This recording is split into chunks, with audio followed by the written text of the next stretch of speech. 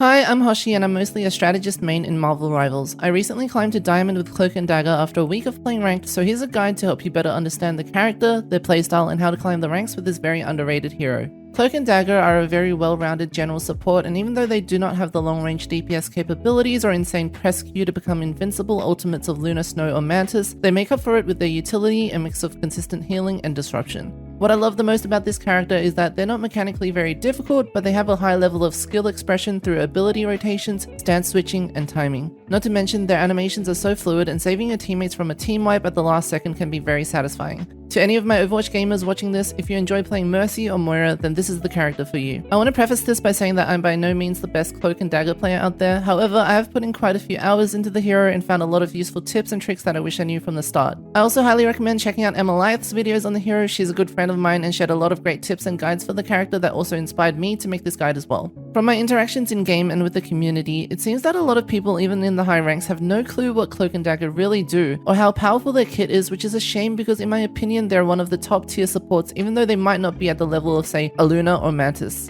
I will include timestamps if you want to skip ahead to different parts of the video, as I'll also be covering the basics for brand new players. Let's start with Cloak and Dagger's abilities and some tips for them you might not know. Cloak and Dagger are very unique in that they're a 2-in-1 character with the ability to freely switch stances. Dagger serves as the healer and sustain, whereas Cloak provides more damage, utility, and disruption. Dagger's primary fire is Light Force Dagger, which is a healing and damaging projectile with a slight lock-on effect, so you don't really need to aim with it as long as the target is near your crosshair.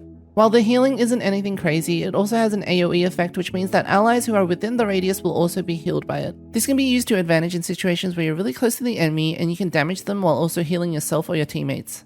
Another useful tip for Dagger's primary fire is that it bounces off walls and surfaces, so you can still heal teammates who are out of your line of sight, especially when they're on high ground or around a corner where you cannot directly see them. Dagger's secondary fire is Dagger Storm, which creates a spell field or bubble that heals over time. The healing on this ability is actually pretty good and is very useful to provide a boost and sustain if either you or your teammates are taking a bit too much damage. It's also incredibly useful against flankers or dive characters, as they usually cannot burst you down while you're in it, or at least it will buy you enough time to escape, but I'll talk more about that later. Dagger's secondary ability is Veil of Light Force, which deploys a rectangular field that travels forward through allies and slightly heals upon impact while also providing a 15% healing boost. The range on this ability is decently far, and you should be looking to use it right before you use your other healing abilities to boost your overall healing output. Dagger's other ability is Shadow's Embrace, which lets you instantly swap to Cloak and vice versa. Not much to say about this except that Dagger reloads when you switch to Cloak, so you can use this to reduce the amount of downtime spent reloading. I also noticed that switching from Dagger to Cloak is slower than from Cloak to Dagger, but I'm not sure if this was intended by the devs.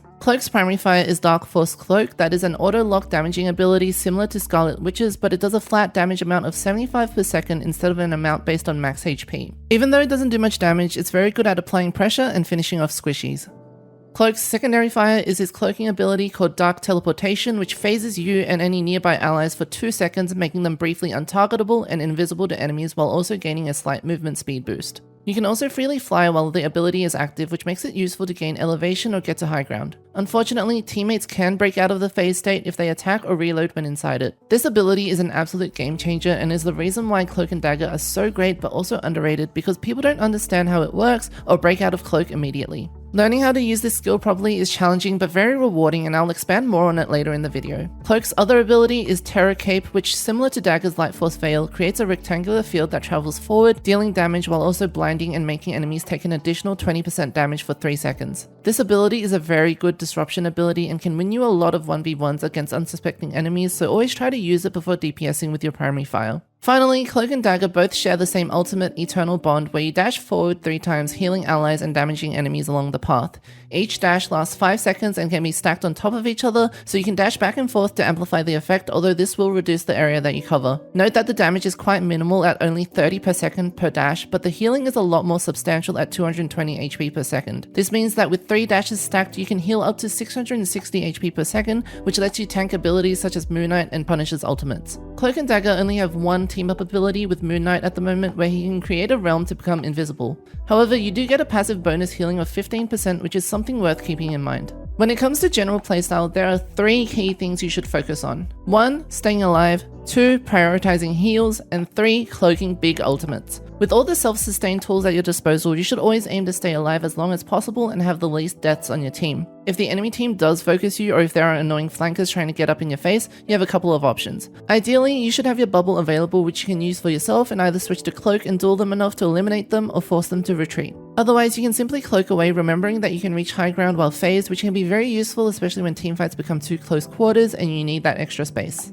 Besides staying alive, it's also your priority to keep your teammates up, but bear in mind sometimes you do need to be selective about who you're focusing your heals on because melee and frontline characters such as Hulk and Magic tend to require more sustain. Don't forget your heals are long range and homing, so you should use that to your advantage and not put yourself in a position where you're vulnerable or taking unnecessary damage. At the start of the match, you should stay in the backline and focus on keeping your teammates alive through your Life Force Veil, Primary Fire, and even Bubble if necessary, although you should be careful whether you need to save this ability for yourself or whether you can use it more freely for your team. It's also your job to look out for your other support because usually it's much easier for you to peel for them than the other way around. This is where analyzing matchups and team compositions becomes vitally important. For example, if you notice that the enemy team is not very dive heavy and running a lot of long ranged characters, that usually means you have more breathing space to play further back and that you can worry less about flankers or being dived on. Having said that, although healing is your priority, don't be too far away from teamfights because you should also look to constantly switch to cloak and use your blind and vulnerability on enemies whenever you can. As a general rule, I like to switch to cloak immediately after using bubble as the healing will sustain you or your team while you use cloak to apply pressure and play a bit more offensively.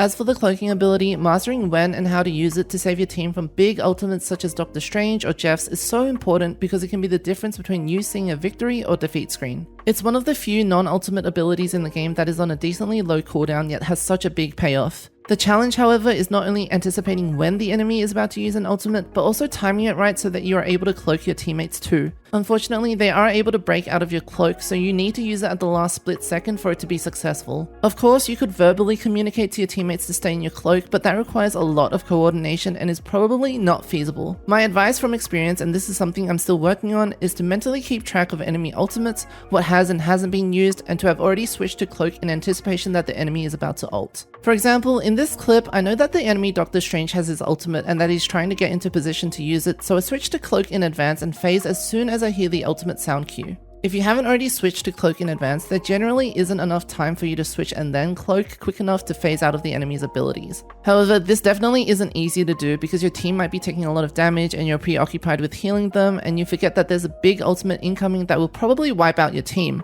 As with most things though, this will become more intuitive the more you play, so don't worry too much as you will get better with practice. Besides saving yourself and your team from team wipes, cloaking is also an invaluable repositioning ability. It has surprisingly great height if you cloak and then immediately jump, so use this to get to high ground if someone is diving you and you need a quick getaway or even just to get better vision over your teammates as you heal them. Last but definitely not least, let's talk about Cloak and Dagger's ultimate. I've seen a lot of people saying that it feels weak or that it's not useful, but I strongly disagree. For starters, you get your ultimate very quickly as Cloak and Dagger compared to most other supports, so you can use it to gain an upper hand in the first few team fights.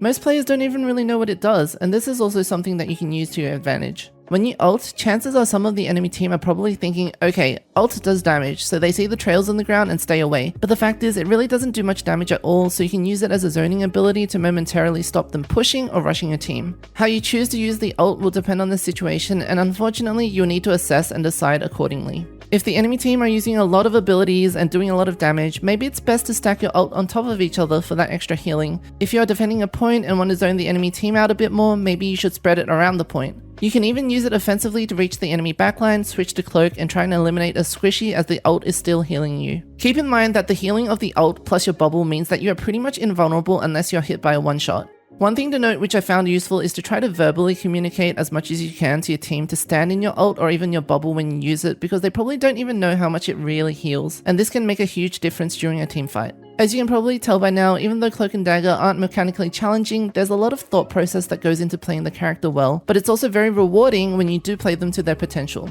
If you found this video helpful, please let me know in the comments, and I'll see you in the next video.